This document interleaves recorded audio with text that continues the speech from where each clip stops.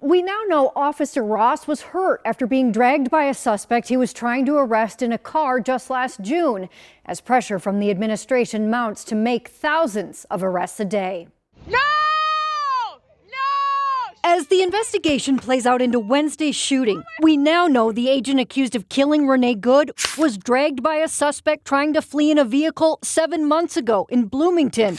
Department of Homeland Security says Roberto Carlos Munoz was found guilty of assault, not domestic terrorism. The agency's secretary is alleging happened yesterday, defending its use of force policies. Fearing for his life and the other officers around him and the safety of the public, fired defensive shots.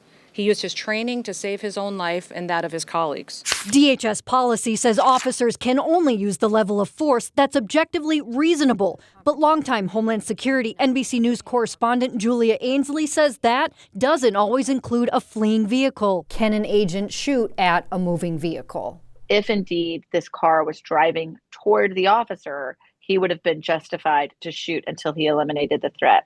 But that is a big assumption to assume that the car was intentionally driving to the officer with the intent to kill. Ainsley says officers are also trained not to approach the front of a vehicle for their own safety and to de-escalate a situation. You also wouldn't want to fire shots so close in a place that could have hit the other officer. DHS also has a policy about wearing body cameras, but it's not being implemented or funded across the board. Noam saying the FBI would decide whether to release video, if there is any. We're following the standard protocol procedures we do in situations like this. Another major change is the elimination of what's called a field office worksheet that includes extensive details about their target.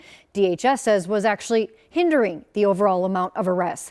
It's also unclear if Officer Ross is on administrative leave, which is standard. Secretary Noam saying he did go to the hospital, but is now back with his family.